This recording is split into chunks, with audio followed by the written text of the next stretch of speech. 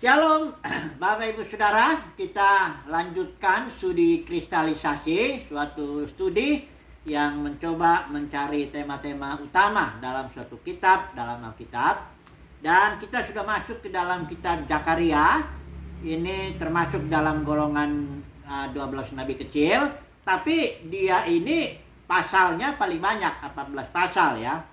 Dan Zakaria ini melayani sejaman dengan Hagai ya. Nah, kita ulang dulu sedikit latar belakang kedua nabi ini.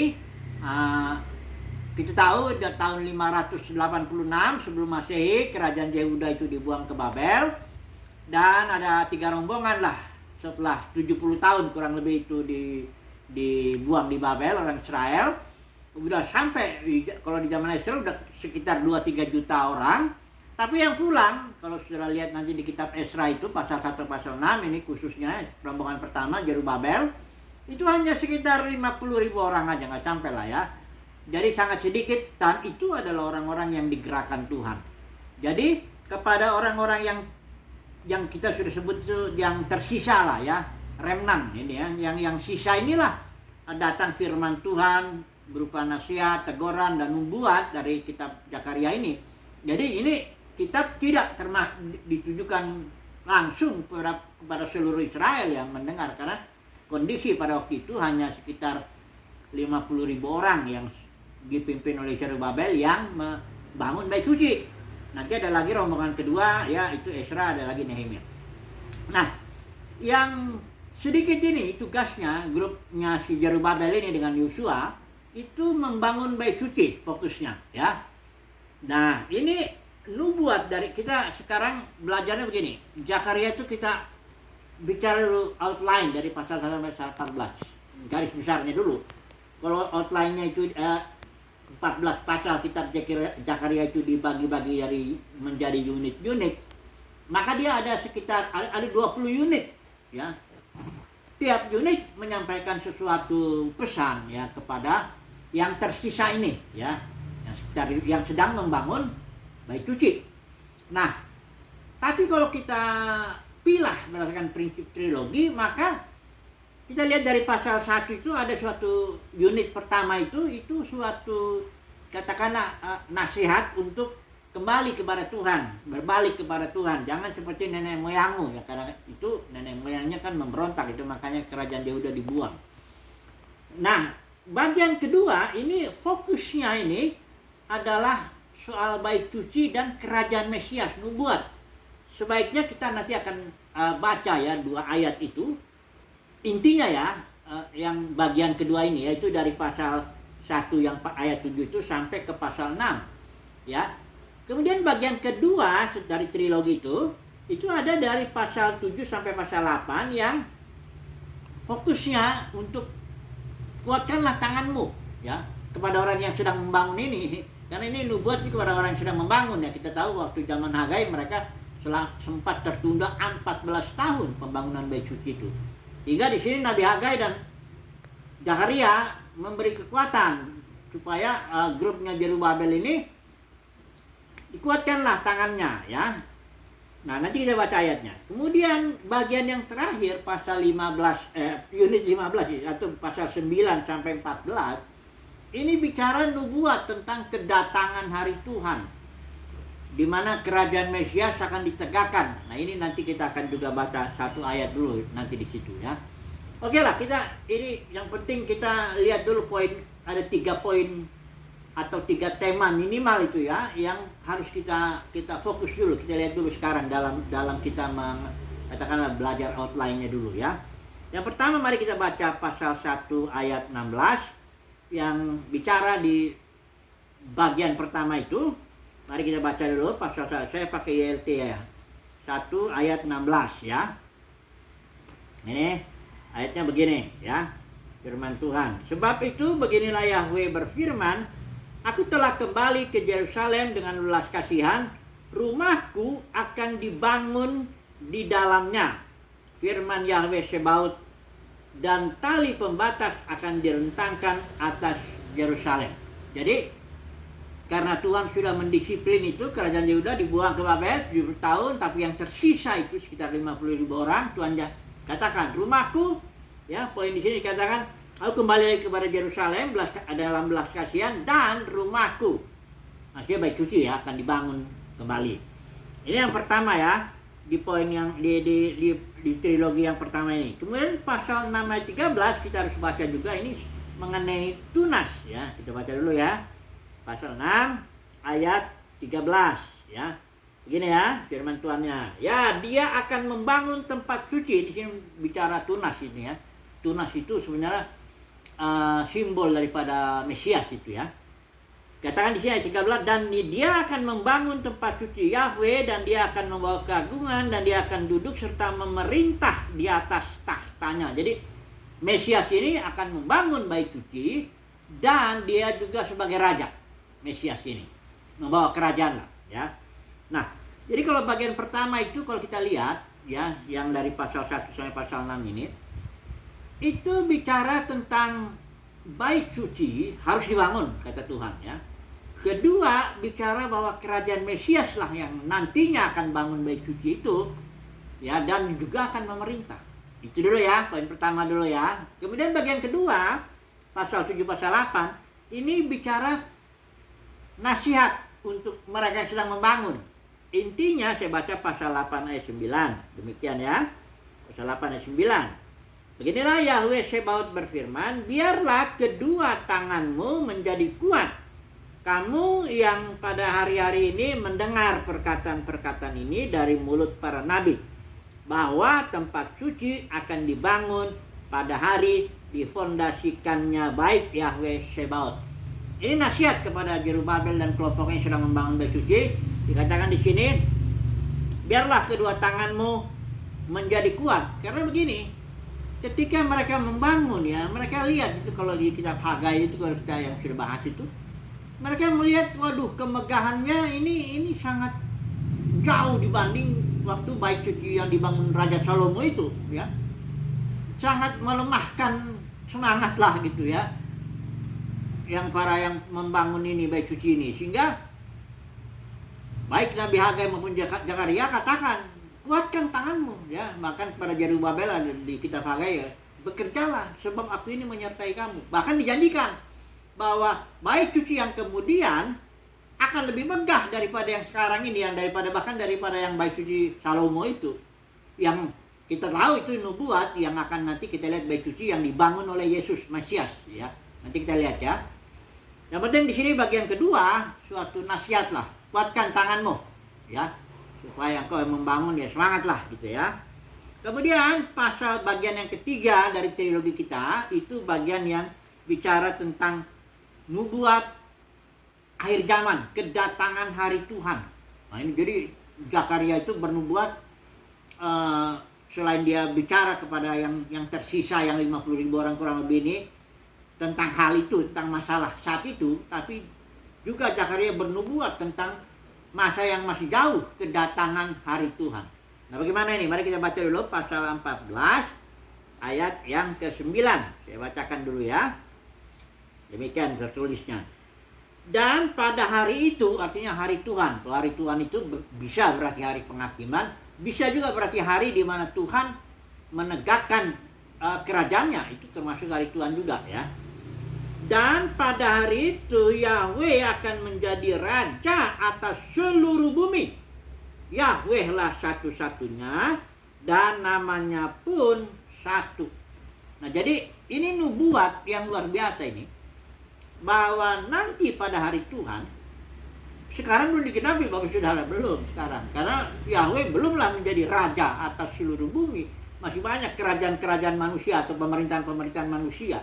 Kalau kita lihat kitab Wahyu nanti baru sangkakala ke-7 itu ditiup, barulah kerajaan-kerajaan dunia ini menjadi kerajaan Yahweh dan yang diurapi artinya gereja pemenang.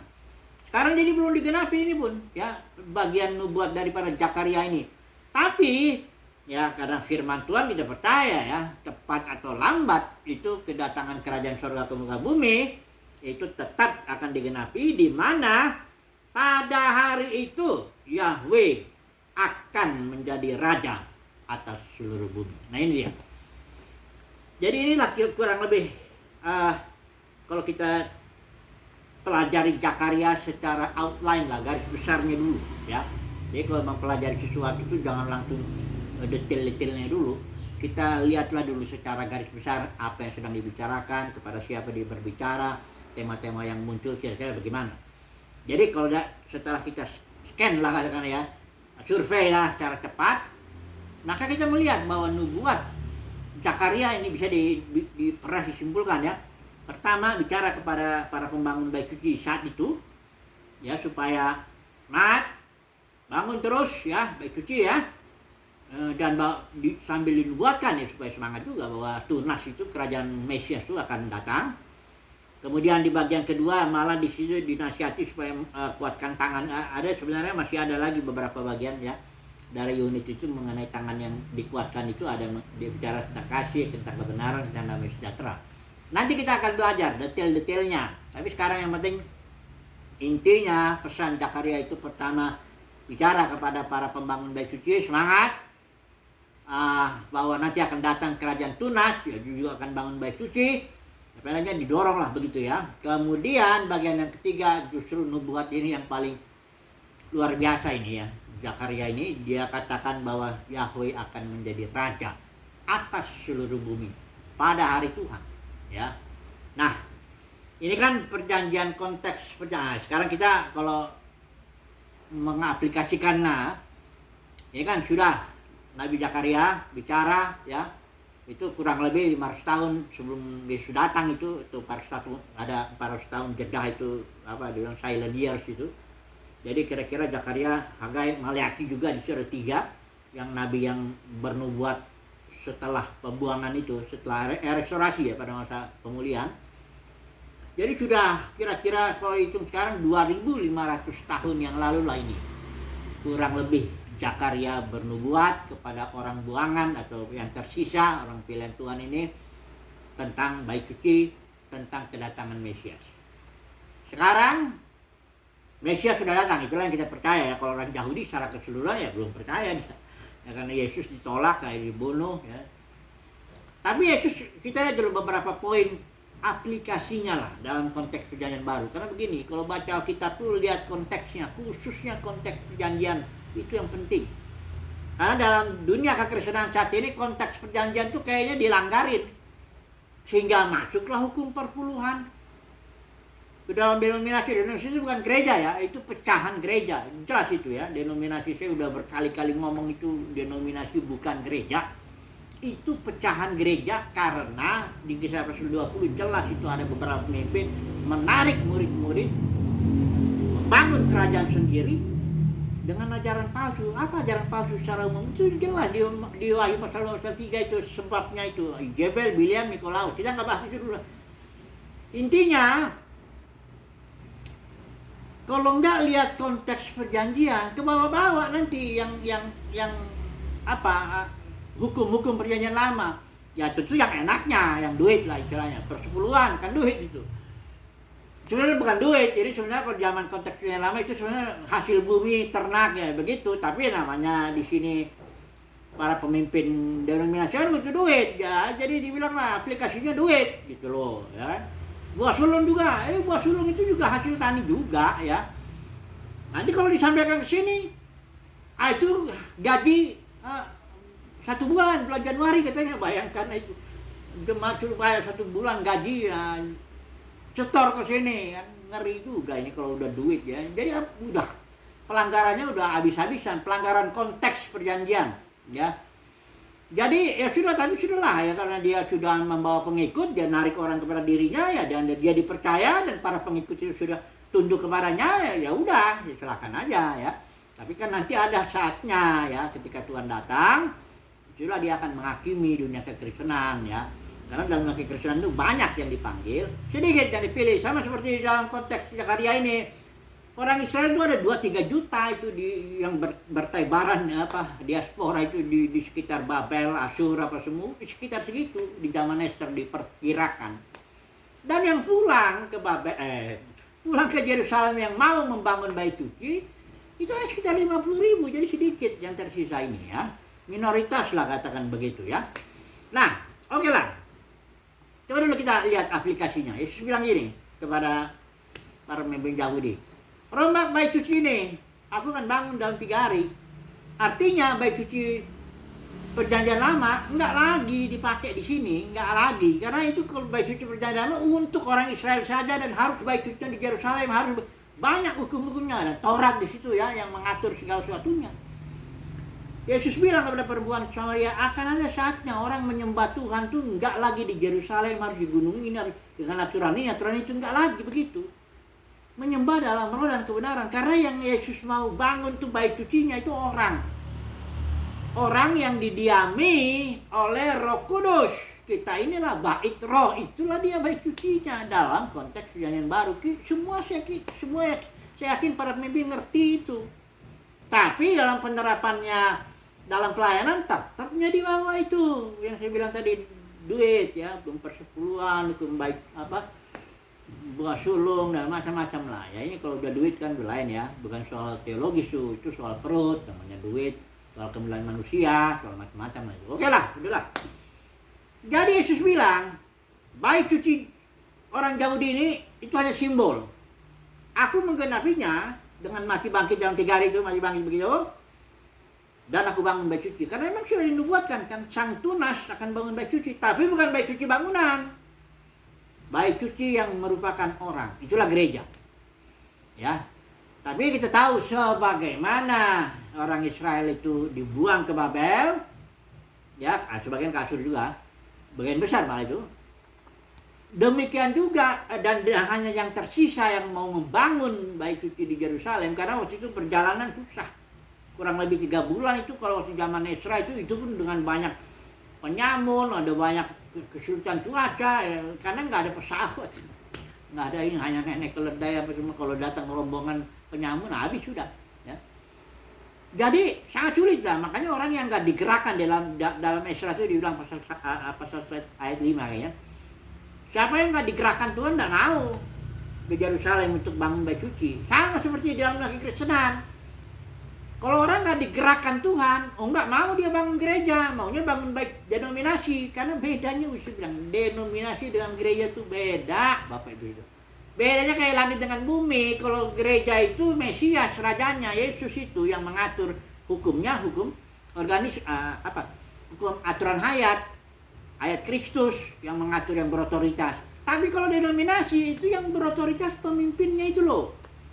Ya kalau di sini tuh ya penguasanya lah, sudah tahu lah, masuk dalam satu gedung denominasi nggak lama kemudian datang tuh penguasanya, baik dia yang memiliki gedungnya barangkali, dia juga yang mengatur apa semuanya lah dia ngatur. Itu memang gerejanya dia, bukan gerejanya Yesus sih ya. Jadi jelas ya, denominasi dan gereja beda, itu harus. Nah tapi kan orang nggak mau membangun gereja yang diatur total oleh Yesus anggotanya, karena hanya beberapa orang saja yang dipilih untuk mau membangun itu ya. Kayak yang kasus inilah yang tersisa aja yang mau membangun. Oke. Tapi nanti pada waktu hari Tuhan itu dikatakan di sini Yahweh akan menjadi raja atas seluruh bumi. Itu harus digenapi. Nggak bisa enggak. Bagaimana cara menggenapinya? Ingat, ketika nubuat itu datangnya kepada yang tersisa ini. Saudaraku, di pembuangan itu orang Israel pada punya yang 2-3 juta kurang lebih, itu mereka punya sinagoga masing-masing. Disitulah zaman sinagoga dibangun. Sinagoga itu tempat orang Yahudi itu sekedar untuk belajar Taurat, untuk sekedar berkumpul. Sinagog itu tempat berkumpul. Tapi mereka nggak boleh bikin peraturan soal kumpul persepuluhan lah, korban lah, atau nggak boleh, karena harus di Yerusalem itu. Kalau mereka mau korban itu, kalau kitab Ulangan itu jelas bilang jangan kau korban sembarangan, kasih persepuluhan jangan sembarangan, harus di bait suci yang di tempat yang Tuhan pilih, kira-kira begitu ya. Jadi orang buangan yang di luar itu yang 2-3 juta mayoritas itu mereka juga punya sinagoga. Ini yang justru yang minoritas ini membangun di tempat yang tepat, tapi sangat sederhana sekali. Demikian kalau lembaga Kristenan, denominasi itu besar-besar, itu gedungnya besar-besar, pengikutnya banyak-banyak dan sebagainya. Yang mau membangun itu, yang terpilih oleh kasih karunia Tuhan ini ya, yang terpilih membangun gereja yang dipimpin Yesus langsung, Itu sedikit sekali, hanya Tuhan lah yang tahu ya.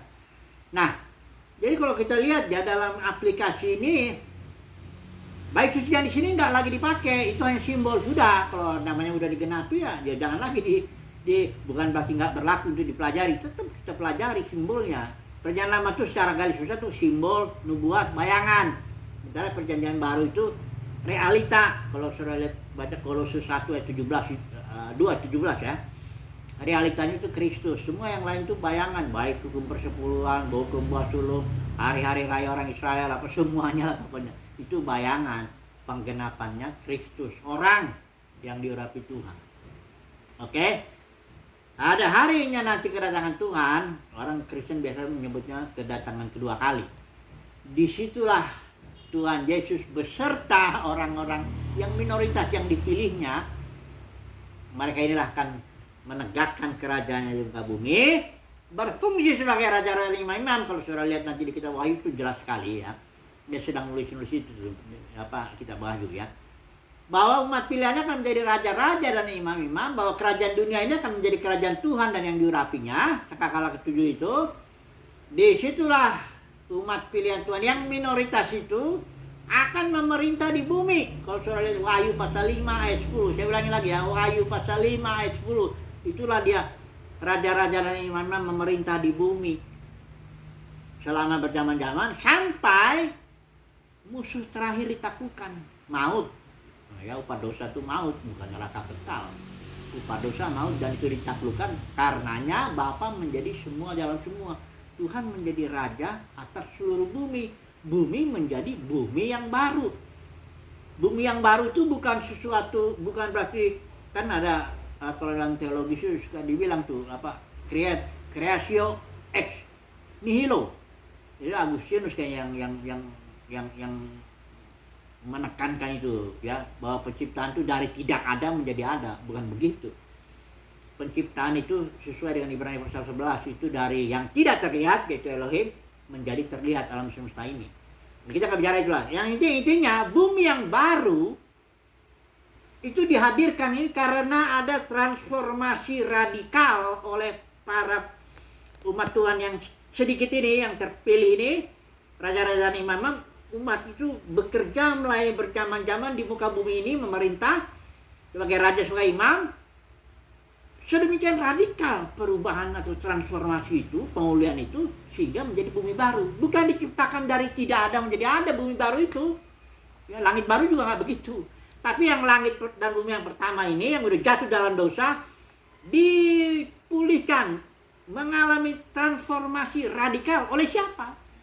Oleh Kristus dan Mesiasnya, oleh Tuhan Yesus dan umat pilihannya nih, melayani nih. Sampai langit dan bumi baru, sampai Bapa bisa mengekspresikan segala kemuliaannya, kasihnya kepada seluruh ciptaan. Itu ya. Akhirnya genaplah penggenapan Zakaria itu. Yahweh menjadi raja atas seluruh bumi. Nah, ini luar biasa. Itulah yang akan terjadi pada hari kedatangan Tuhan. Puji Tuhan dulu, ini dulu lah ya, secara outline dulu. Nanti kita akan masuk ke detail-detail selanjutnya. Haleluya, amin.